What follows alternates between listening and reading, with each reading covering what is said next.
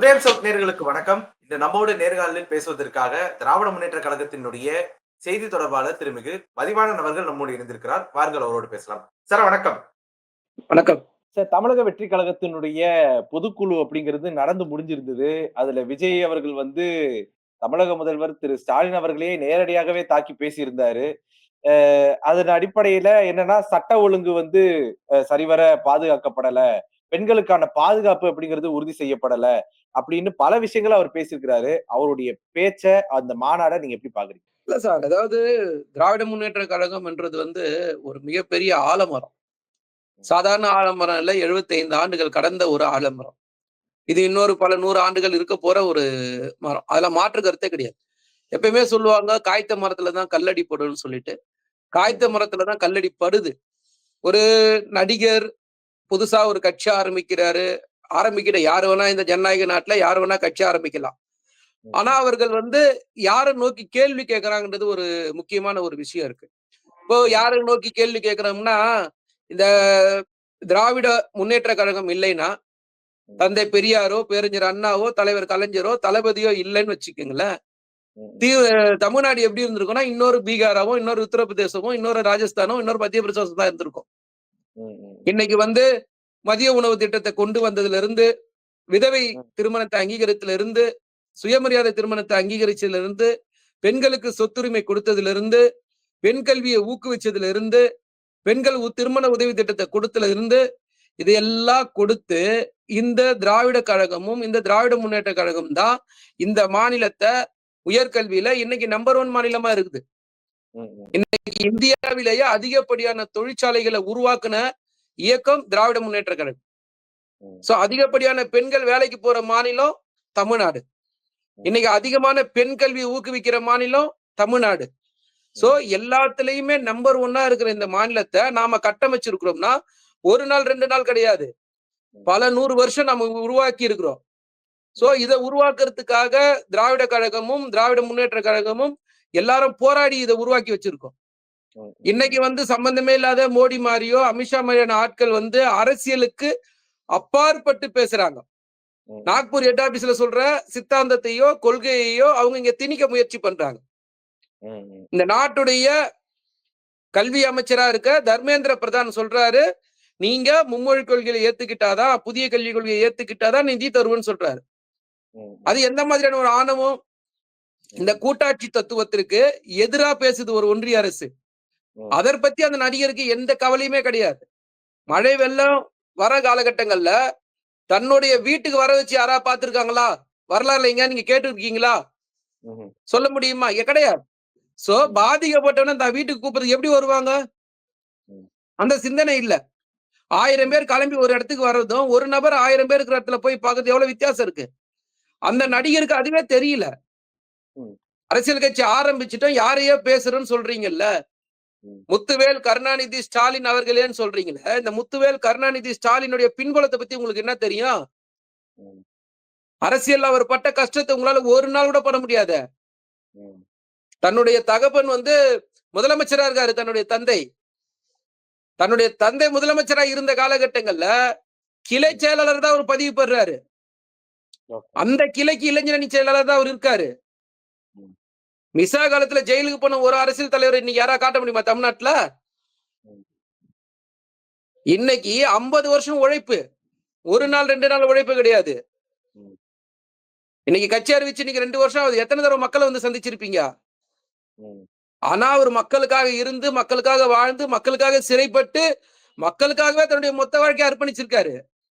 அவருடைய பேரை நீங்க சொல்றீங்களே, அதுல எங்கேயாவது அர்த்தம் இருக்கா? கொஞ்சம் சிந்திச்சு பாருங்க. ஒரு குழந்தை மாதிரி இருக்குது உங்களுடைய பேசுற ஸ்டைல், நீங்க பேசுற விதம். கட்சி ஆரம்பிச்ச 2 வருஷம் ஆகல. 50 வருஷம் ட்ராக் ரிப்போர்ட் எங்க? 2 வருஷம் ட்ராக் ரிப்போர்ட் எங்க? கொஞ்சம் யோசிச்சு பாருங்களேன். அப்போ அந்த குழந்தைக்கு சத்தமா பேச தெரியல. யாரோ ஒருத்தர் எழுதி கொடுக்குறாங்க, அது எங்கேயோ மேடையில பேசுறீங்க. நீங்க பேசுற வார்த்தை ரைமிங்கா இருந்தா மட்டும் போதாது, அது டைமிங்லயும் இருக்கணும். ரைமிங்கா இருக்கு, ஆனா டைமிங்ல இல்லையே. சார், நீங்க திமுகன்ற ஒரு இயக்கம், தளபதி மாதிரியான ஒரு நபர் இந்த மாநிலத்துக்கு கிடைச்சதுல எவ்வளவு பெரிய விஷயம் இருக்கு தெரியுமா? ஆளுங்கட்சியா இருக்குமோ எதிர்கட்சியா இருக்குமோ தன்னுடைய செயல்பாட்டை எந்த இடத்துலயுமே குறைச்ச கட்சி கிடையாது. எதிர்கட்சியா இருக்கும்போது ஒன்றிய அரசை எதிர்த்து போராடுறோம். ஒன்றிய அரசா இருக்கும்போது ஆளுநரை எதிர்த்து போராடுறோம். ஆளுங்கட்சியாயும் ஒன்றிய அரசை எதிர்த்து போராடுறோம், அதே ஆளுநரை எதிர்த்து போராடுறோம்.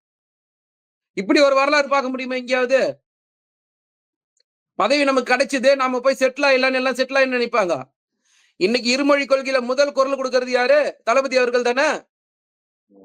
மும்மொழி கொள்கையை திணிக்கிறேன்னு சொல்றாங்க. முதலமைச்சர் முதல் குரல் இது இந்த மாநில இருமொழி கொள்கைக்கு வேண்டாம் மாநிலம் டீலிமிட்டேஷன் முதல்ல இந்தியாவிலேயே முதல்வரா தளபதி அவர்கள் தான் பேசுறாரு. வகுப்பு போர்டு பில்லை எதிர்த்தா சட்டமன்றத்துல இன்னைக்கு தீர்மானம் நிறைவேற்றுறாரு. இதே கடந்த ஆட்சியில எடப்பாடியோட ஆட்சியில சிஏஏ என்ஆர்சி என்பிஆர் சட்டங்கள் கொண்டு வரும்போது அதை கண்டிச்சு ஒரு தீர்மானம் நிறைவேற்றணும்னு சொல்லும் போது அன்னைக்கு இருந்த அதிமுக எடப்பாடி ஆட்சி அதை ஒத்துக்கலையே. சோ நீங்க முத்துவேல் கருணாநிதி ஸ்டாலின் சொல்றீங்கன்னா அந்த முத்துவேல் கருணாநிதி ஸ்டாலினுடைய ட்ராக் ரிப்போர்ட்டை நீங்க பார்க்கணும். நீங்க அந்த ட்ராக் ரிப்போர்ட்டை பார்க்காம சம்பந்தமே இல்லாம மேடை கிடைச்சது, மைக்கு கிடைச்சது, நம்ம நடிகர் என்ற புகழ் இருக்கு, அந்த புகழ் வெளிச்சத்துல நம்ம என்ன வேணா பேசலாம்னா தரவுகளோட பேசுங்க. சட்டம் ஒழுங்கை பத்தி யாரு பேசணும்? சட்டம் ஒழுங்கை பத்தி அந்த நடிகர் பேசுறாரு. அந்த நடிகருக்கு நான் கேள்வி கேட்கிறேன். சட்ட ஒழுங்குன்றத தேசிய குற்ற ஆவண காப்பகம் சொல்லணும். என்சிஆர்பி டேட்டான்னு சொல்லுவாங்க. சோ இந்த தேசிய என்சிஆர்பி டேட்டால தமிழ்நாடு பாதுகாப்பான மாநிலத்துல நம்பர் 1 மாநிலமா இருக்கு. சோ இது நான் சொல்லல, ஒன்றிய அரசு சொல்லுது. சோ ஒன்றிய அரசு சொல்ற ஒரு தரவுகள்ல நீங்க சம்பந்தமே இல்லாம பேசுறீங்க. சார் ஏதோ ஒரு இடத்துல ஒரு தப்பு நடக்குது, அந்த தப்பை யாருமே கடந்து போகவே இல்லையே. தப்புக்கான தண்டனை என்ன? தப்புக்கான தீர்வு என்ன? தப்புக்கான நடவடிக்கை என்ன? அந்த முதலமைச்சர் எங்கேயாவது எனக்கு சம்பந்தம் என்று இறங்கி போனாரா? அதிகாரிகள் போனாங்களா? அமைச்சர்கள் போனாங்களா? இல்ல எங்களை மாதிரியான ஸ்போக்ஸ் பர்சன் யாராவது எங்களுக்கு சம்பந்தம் தெரியாதுன்னு சொல்லிட்டு போனோமா? இல்ல டிவியை பார்த்து தெரிஞ்சுக்கிட்டோம்னு சொன்னோமா? கொஞ்சம் யோசிச்சு பாருங்களேன்.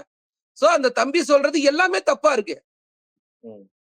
வெறும் நடிகன் இமேஜ் பேசுறாரு. என்ன பேசுறீங்க? ஏதோ அர்த்தமா பேசுறீங்களா?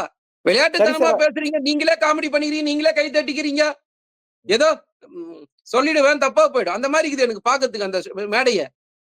ஒரே நகைச்சுவையா இருக்குது. சார் அவர் என்ன கேட்கிறாரு அப்படின்னா, முதல்வர் அவர்கள் சொல்றாரு, நேத்து வந்தவங்க எல்லாம் முதலமைச்சர் ஆகணும் அப்படின்னு யோசிக்கிறாங்க அப்படின்னு சொல்லியிருக்கிறாரு.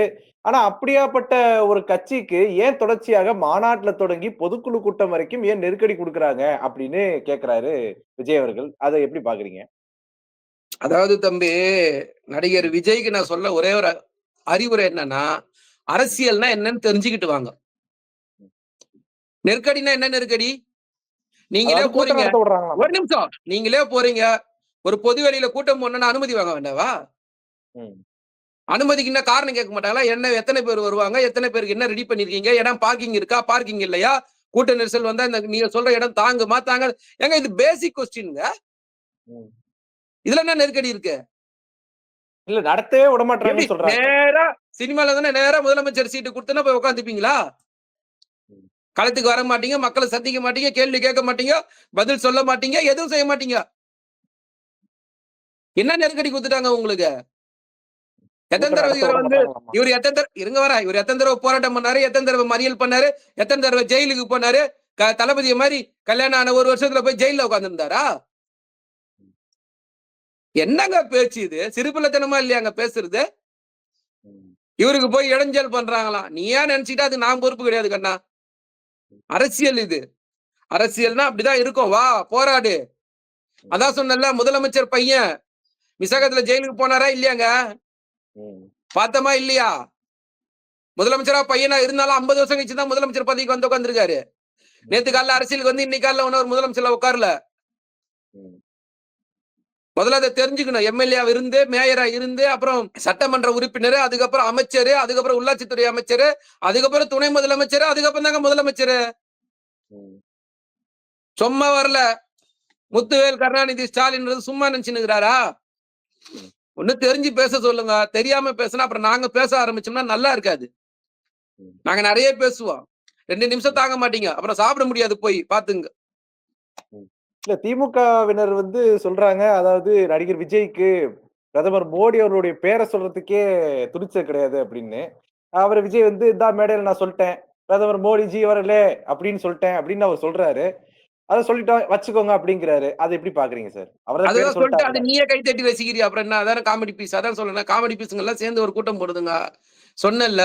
அப்புறம் என்ன கை தட்டினுக்கிற? நீ ஏன் கை தட்டுற? நீ பேசுறது கேட்டு ஊர் கை தட்டணும். உனக்கு நீயே கை தட்டினா அதுக்கு பேர் வேணாங்க. ஏங்க?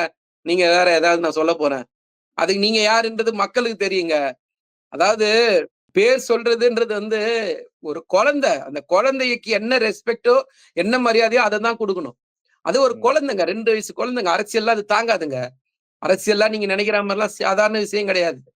ம். வந்த உடனெல்லாம் முதலமைச்சர். இந்த மாதிரி வந்த எத்தனையோ நடிகர், தோத்து ஓடுன அரசியல் நடிகர்லாம் நான் காட்டட்டுமா? ம்.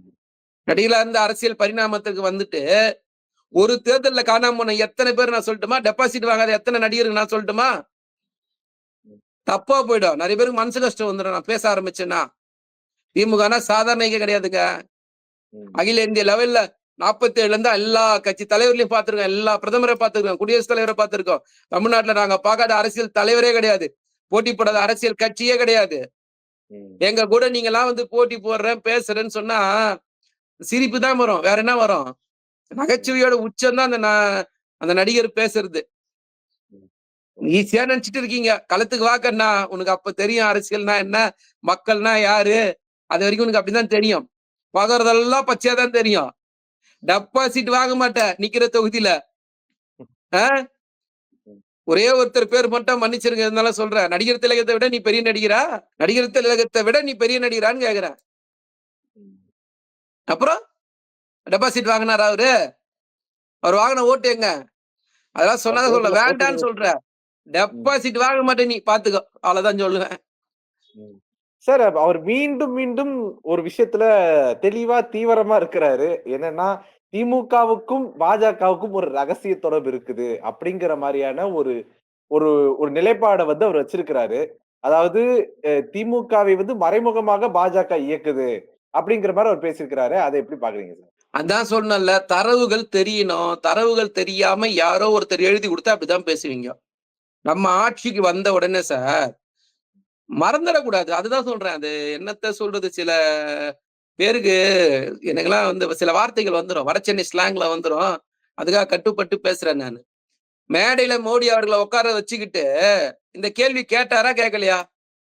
எனக்கு நிதி வரலன்னு. ம்.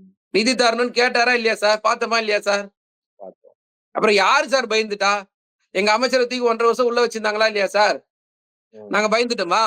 இன்னைக்கு வகுப்பு போர்டு பில்ல எதிர்த்து நாங்க தீர்மானம் நிறைவேற்றிருக்கோமே. பயந்துட்டோமா?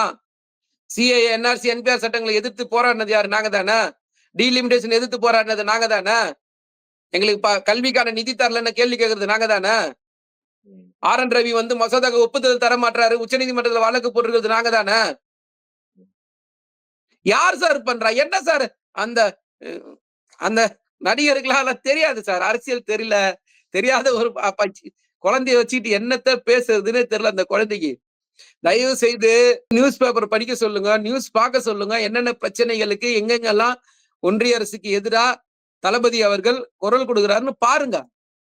ம். அது பார்க்காம பொத்தாம் பொதுவாலாம் பேசுனீங்கன்னா, அரசியல்ல இருந்து தூக்கி வீசி எறியப்படுவீர்கள். ரொம்ப ம். வருத்தப்படுவீங்க பார்த்து. ம். தமிழக வெற்றி கழகத்தினுடைய ஆதவ் அர்ஜுனா சொல்றாரு. என்னன்னா, விஜய் வந்து தன்னுடைய கெரியர் 1000 வருஷத்துக்கு ரூ. 1000 கோடி சம்பாதிக்கிறத விட்டு போட்டுட்டு, இந்த அரசியல் களத்துல வந்து நிக்கிறாரு. ஒருத்தர் ஆட்சி அதிகாரத்துக்கு வந்ததுக்கு அப்புறம், தன்னுடைய நிறுவனமான ரெட் ஜெயின் மூவிஸ வந்து வளர்த்தெடுக்கிற வேலைய செய்றாரு. அப்படிங்கிற மாரி துணை முதல்வர் உதயநிதி ஸ்டாலின் அவர்கள தாக்கி இருக்கிறாரு. அத எப்படி பார்க்குறீங்க சார்? அவங்க கட்சி தலைவனே நாங்க தலைவனா பார்க்கல.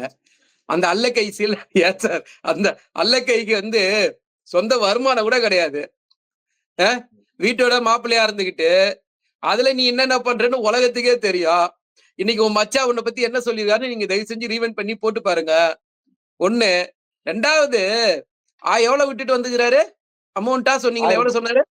1000 கோடி. 1000 4 கோடி. நாளைக்கு முன்னாடி நியூஸ் பார்த்தேன். இருங்க சார். 4 நாளைக்கு முன்னாடி ஒரு செய்தி பார்த்தேன். ம். அந்த செய்தியில வந்து அமிதாப் பச்சன் இத்தனை கோடி வரி கட்டினாருன்னு வந்திருக்கு. நம்ம நடிகர் அஜித் குமார் கூட இவ்வளவு வந்து வரி கட்டினார்னு ஒரு தகவல் வெளில வருது. என்னைக்காவது ஒரு நாள் விஜய் இவ்வளவு டாக்ஸ் கட்டினார்னு வந்திருக்கா சார்? இல்ல, பார்த்திருக்கீங்களா எங்கேயாவது? இல்ல. ஃபாரின்ல இருந்து ஒரு காரை இம்போர்ட் பண்ணி அந்த இம்போர்ட் பண்ண காருக்கு டாக்ஸ் கட்ட சொன்னா அத டாக்ஸ் கட்ட உனக்கு துப்பு இல்லாம போய் கோர்ட்ல போய் குட்டு வாங்கினியா வாங்கலையா? அசிங்கப்பட்டு அமிச்சுதா கோர்ட்டு.